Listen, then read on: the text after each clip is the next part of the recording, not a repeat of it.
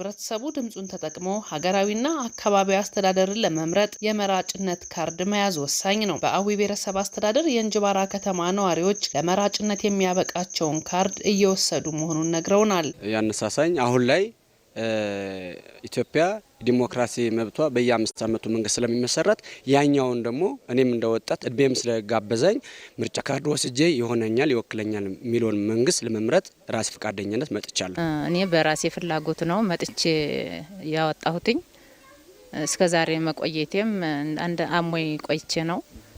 ያው አሁን ተንግዲህ ያለውንም ያላወጣም ያውጣ እስከ 14 ተራዝሟል ብለዋል። የመራጮች ምዝገባ መራዘም ዜጎች በመረጡት የመተዳደር እድላቸው እንዲጠቀሙ ያስቻለ በመሆኑ በተለያዩ ምክንያቶች ቢዘገዩም በቀሪ ቀናት ካርድ በመያዝ ድምጻቸውን ለመጠቀም በምርጫ ጣቢያዎች ስለመገኘታቸውም ገልጸዋል። ልማት ሚለማ አገር ሚያድግ አገር ሚያሻግር አገርን ምትታደገው መንግስት ሲኖረው ነው። ስለዚህ ምን ጠይቃቸው ሁለንተናዊ ጥያቄዎች ሁሉ ይመለሳሉ ተብሎ የሚጠበቁ መንግስትን ስትመሰርት ነው። ምርጫ ካርድ ቅድሚያ መያዝ አለበት። ለዚያ ይሆነኛል፣ ለዚህ በጀኛል፣ ለዚህ ሀገር ያሻግራል የሚለውን ፓርቲ ወይም ደግሞ መንግስት መምረጥ ግዴታ ስለሆነ ምርጫ ማውጣት አስፈላጊ ነው ሚል ሐሳብ ያለኝና ከዚያን አኳያ ካርድ አውጥቻለሁ ማለት ነው። ሰላማዊ እንዲሆን ዲሞክራሲያዊ እንዲሆን ያወጣው ደግሞ ካርዱን በሰላማዊ ይዞት መጥቶት ያን ምርጫ ቀን መጥቶ እንዲመርጥ። አሁን ላይ ግን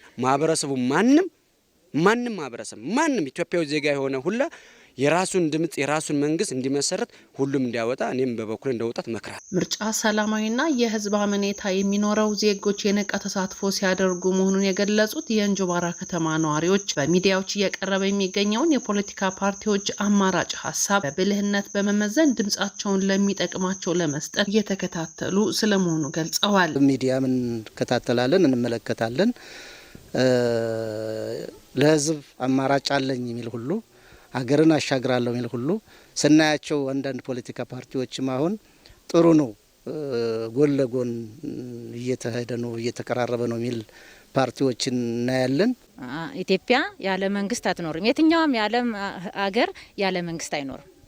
መንግስትን መምረጥ ግን ከሰው ነው የሚጠበቀው እና ወደፊት ያለው ፍትሃዊና ዲሞክራሲያዊ አገሪቱ እንድትሆን ወጦ መምረጥ ነው ያለበት። እንደ አዊ ብሔረሰብ አስተዳደር የመንግስት ኮሚኒኬሽን ዘገባ በአስተዳደሩ በሚገኙ ሁሉም የምርጫ ጣቢያዎች የመራጮች ምዝገባ እየተከናወነ ነው።